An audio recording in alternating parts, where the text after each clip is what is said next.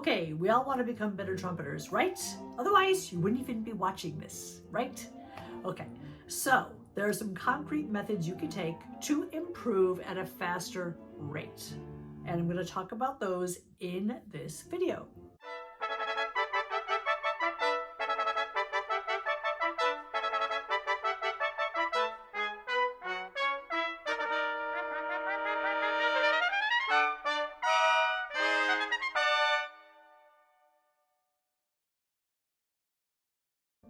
Okay, before I discuss the concrete steps you could take to improve, it's important to remember that embouchures develop at their own rate, and this is all tailored to the individual. So don't compare your rate of improvement with Joe Schmo's in the practice room next to you, because that's just going to be frustrating. Compare you to you and only you, and you will have a much more positive experience. So that being said, here are some ways to improve at a faster rate, whether you're a beginning trumpeter, intermediate, advanced, seasoned pro, whatever. Here are some steps. The first thing to do is to identify a couple of goals that you want out of your playing. You should choose a couple of broad goals that you can narrow in on within each of those things. So for example, something that's common to all trumpeters, no matter what stage of the game you're at, is range. We all want to increase our range, we all want to increase our endurance, and we all want to increase our flexibility. So maybe you want to just look at those three categories and examine how you can improve in each one of those. Okay, let's take a look at range to begin with. Range is one of those things that we all work on our entire lives, whether you're beginner, advanced, whatever. And I just recently did a video on increasing your high register, so I will link that here. Take a look at that if you want more specifics. I'm not going to get into all of those. I'm going to talk about some other broader characteristics when it comes to increasing range. So, two elements that contribute to range are breath support and a healthy embouchure. Now, what do I mean by breath support? By breath support, I mean diaphragmatic breathing. And there are a ton of videos online as to how to breathe diaphragmatically, so I won't go into all of those details. I might at some point in time in another future video.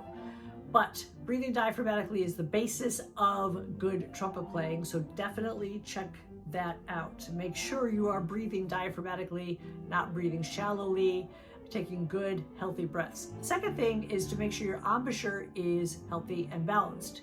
So you have the mouthpiece in the right position on your face, you're not jamming, using huge amounts of pressure to play high, and you're not closing up that aperture, which is the opening of the embouchure. You're not pinching that down to play high, and you're not going into a smile embouchure where you're stretching the corners back to help you play high notes.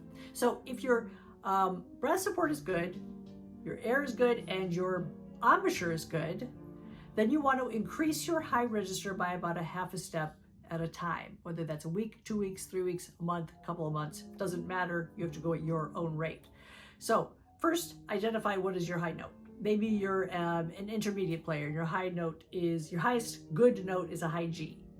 So now you want to actually push to a high A flat. So choose repertoire, whether that's solo rep or etudes or scale exercises that go a half a step higher than you're comfortable playing. Now, if you're choosing an etude or a solo rep, find a piece that sprinkles a few A flats in. Or maybe your highest note is a high C where you feel good playing. Find a work that sprinkles in a few high C sharps in. And you're going to take a gradual, methodical approach. That is ultimately going to be the best thing that helps you improve the quickest. The other thing I was going to say about increasing your high register is it's better to take the approach of slurring into whatever note you're shooting for rather than tonguing. Why? Okay, slurring helps you maintain steady air, which is critical, and helps you keep the aperture open because you don't have as much chance to clamp down if you're just slurring. Now, that being said, some people will find that they can play a higher note easier if they tongue. If they kind of explode air and tongue simultaneously, they can pop that note out. That's a valid approach as well, as long as you're not pinching or jamming the mouthpiece. So if that works for you, fine, go ahead and use that method. But by and large, I find that the majority of people find it better to slur into whatever next high note they're reaching for. Okay, so keep those things in mind when it comes to improving your range. The second area I'm going to talk about is endurance. Endurance is something that we all work on our entire lives. It never goes away because it's always a problem. You stop playing trumpet for a week, your endurance bottoms out. You go on vacation, you come back, your endurance is pretty much shot and you have to work it back up again. So it comes back to that old adage, use it or lose it. So the only way to increase your endurance is to increase the amount of time the trumpet is actually on your face and the amount of time that you play each day or each week, gradually.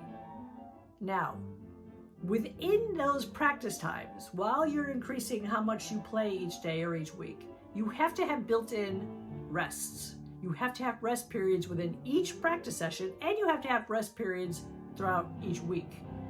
So ideally, during each practice session, you have a 1-to-1 ratio of mouthpiece on to mouthpiece off. So you are resting equal amounts as you're playing in each practice session. This is critical to recovery and to helping you improve without doing more harm than good to your chops. The other thing to think about is each week you should have a rest day where you don't do much. Maybe all you do is warm up.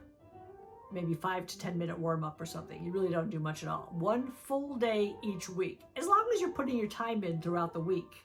This advice is not to people who don't bother practicing. This is advice that goes to people who are really conscientious workers and they're really trying to conscientiously improve their playing. So those rest periods are absolutely critical. Okay, the final area is flexibility. So what do I mean by flexibility? By flexibility, I mean you can play high, low, loud, soft, tongue, or slur without changing the embouchure and without changing tone color and without changing the position of the mouthpiece on your face. Flexibility is key to becoming a strong trumpeter. And we work on that our entire lives, whether you're a beginner, intermediate, or advanced seasoned pro. One of the best ways I have found to improve flexibility is through etude books. And luckily, we have a plethora of etude books available for whatever level of trumpet playing you're on. If you're a beginner or early intermediate, maybe you want to choose the Getchell books. Those are fabulous. And those are also fabulous, by the way, if you're an advanced player and you want to work on piccolo trumpet. Get out the Getchell books.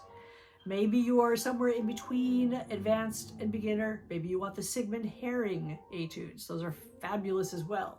Or maybe you're advanced, so you're going to go to Charlier. You're going to go to Bousquet, which I still play. Those are fun etudes. Or Verme, or Brandon Ridenour's new Transcendental etudes. Those are fabulous, and wow, those things are tough. Dig those out. Get those if you want a really big challenge for the summer.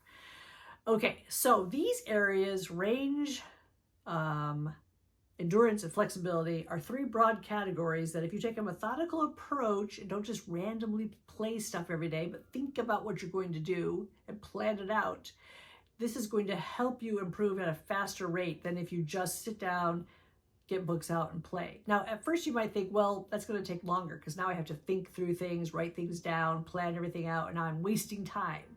You're not wasting time. You're investing in time that's going to help you improve much quicker than if you had not done that. And at first, you're going to be playing maybe less because you're taking more time to think about stuff and write stuff down. Yes, but that's all going to pay dividends back to you when you start improving very rapidly. So have fun with that. Remember, if you're not enjoying your music, your listener's not going to enjoy your music either. Have fun, enjoy, let me know how it goes.